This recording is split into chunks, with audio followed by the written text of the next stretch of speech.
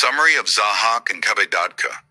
Jamshid, the son of Tahmur, sits on the throne of Iran after his father.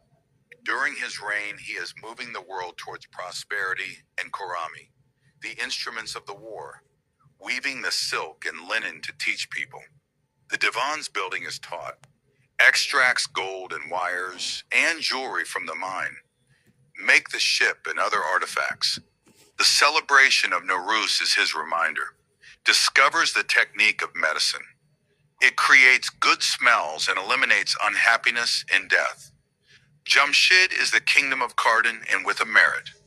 Among his prominent work is the classification of the people into 4 categories of Katuzian, clerics, Nisarian, army warriors, Basudian, farmers, Wahat, caravan artisans.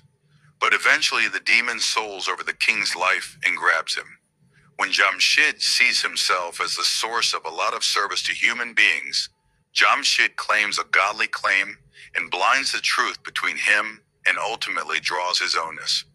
The Iranians are plagued by the selfishness of Jamshid and went to the land of Saudi Arabia, choosing a person named Zahhak who is killed and sits on the throne to the king and bring it to Iran. Zahhak becomes the king of the world. At the same time, with the kingdom of Zahhak, darkness and destruction are spread, and deceit and magic erases the universe. On one of the days when Zahhak relied on the throne, the devil, Iblis, goes to him in a well-adorned appearance. Zahhak makes him a consular court, and the young man gives a lot of meat and blood and other animal meat in the form of pleasant foods that intensify the temperament of murder and humor, and revives the stones and cowardly in his presence.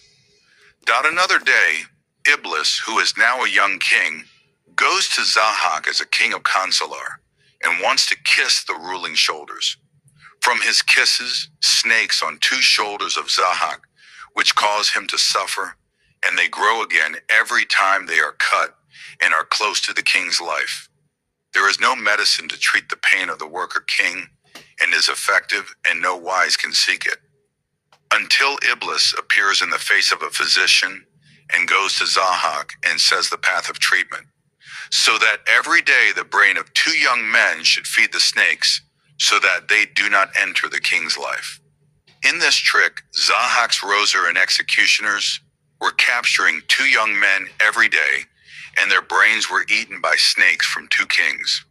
The world was in cruelty until a blacksmith named Kaveh, who was killed by his 18 sons, 17 to the king's courts, decided to judge their blood and rescue his 18th son from the king's court.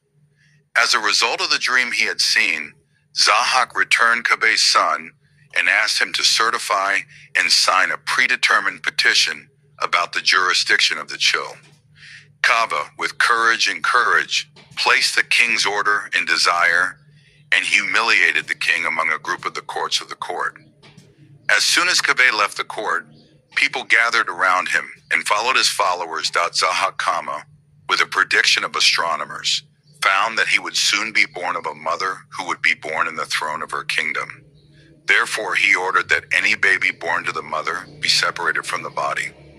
Feridun, who was recently born to his mother, was taken to the grove by his mother Frank and was taken into the guard, and fed a very beautiful negrine, namely Permi, to gradually grow. Zahhak's roches became aware of the existence of Feridun and intended to bore. As soon as the information, Frank went to the grove and took Feridun and took him to Alborz with a man of Zahid. When the king's executioners reached the grove and found no trace of Feridun, they killed the guard and the cow. Feridun had reached a teenager in Alborz. When he thought about himself, he was looking for his mother, and when he saw him, he asked for his generation and race. Frank told him the story of the death of Feridun's father by Zahhak's agents, and then Feridun decided to rise up with the blood of his father's blood, and cruel motive. Kaveh practiced his uprising, and after receiving Feridun, headed to Zahhak's court and conquered it. As a Sepasalar, he spent the bravery of the Feridun division until he finally turned to the evil and the linguistic demon.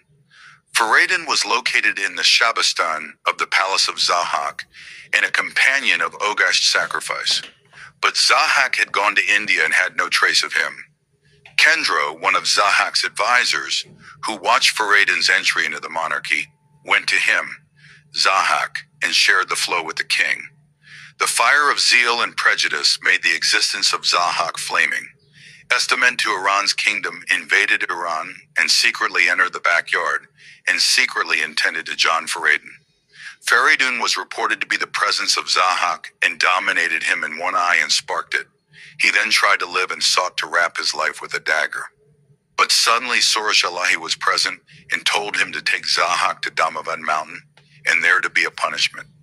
But Sorash's heavenly appeared, and Feridun said that he had passed away from Zahhak and captured him in the chains and chains to suffer and suffering forever, and his pain and pain would be eternal. Feridun did so, and then Shadkam and Perusfam returned, and the kingdom of Feridun made it Muslim, and the Iranian Revolutionary Guards, Kaveh well.